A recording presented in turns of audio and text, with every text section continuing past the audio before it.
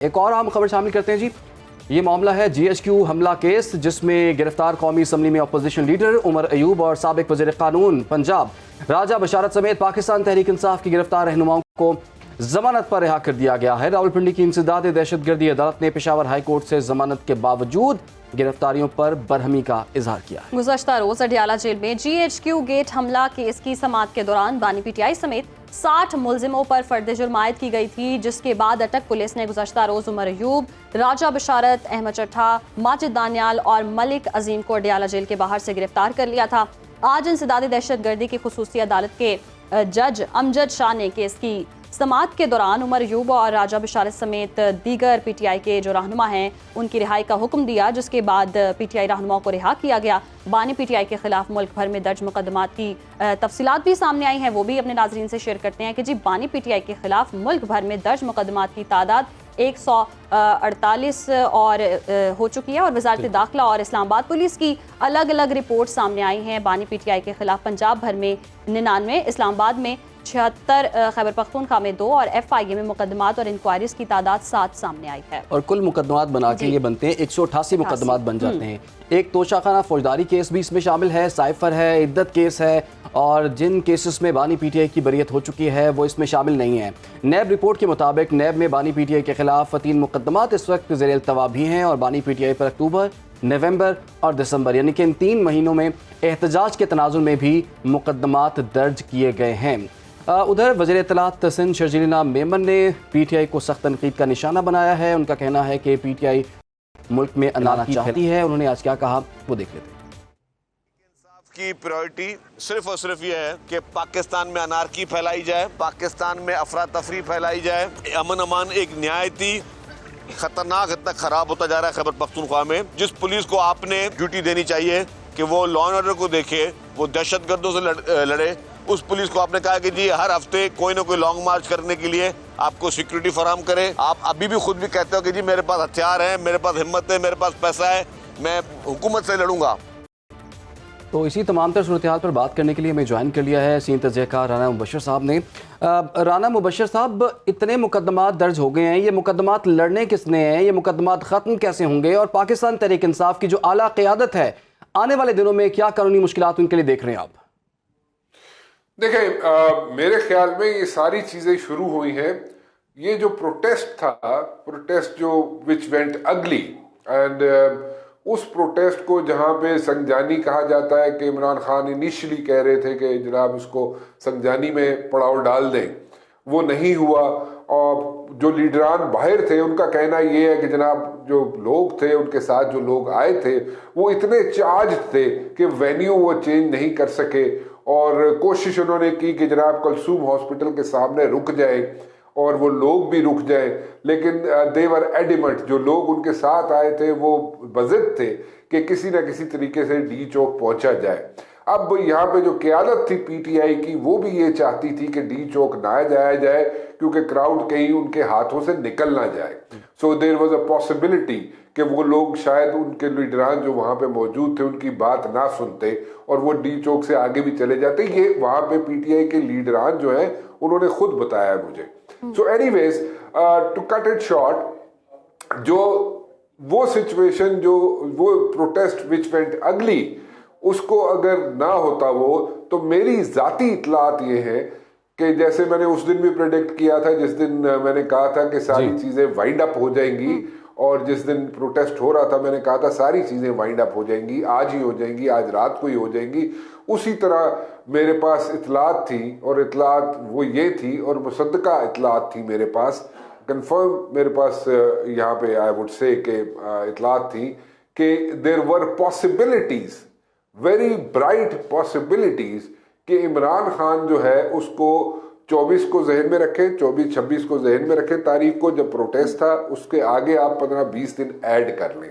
और मेरी सोर्सेज मुझे ये कह रही थी कि देयर आर पॉसिबिलिटीज कि इमरान खान को 15-20 दिन के अंदर रिहाई मिल जाएगी। बट इस वक्त सिचुएशन ये है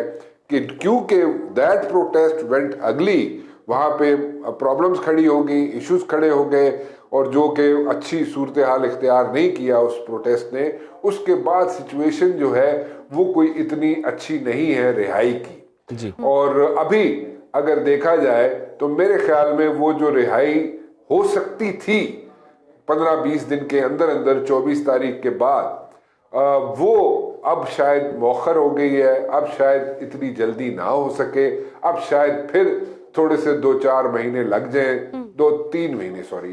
महीने लग जाए शायद, और फिर जाके वही सिचुएशन बने कि शायद इमरान खान की पॉसिबिलिटी बने और उनके साथ जो बाकी लोग हैं जिनको गिरफ्तार किया गया हुआ है उनकी पॉसिबिलिटीज बने कि 2 महीने में, 3 महीने में फिर जाके उनकी पॉसिबिलिटी फिर दोबारा से जनरेट हो कि उनको रिहा कर दिया राना जाए। मुबश्शिर साहब, जैसे कि आपसे पहले भी बात हुई थी, आपने कहा कि मुज़ाकरात से ही मसला हल हो सकता है। अभी भी आपको लगता है ये रूम बाकी है? क्योंकि ज़रा ये भी बता रहे थे कि बानी पीटीआई चाहते हैं मुज़ाकरात करना, तो ऐसी कोई सूरत हाल बन सकती है जैसे कि आप बता रहे हैं कि अभी 3-4 महीने और लग सकते हैं?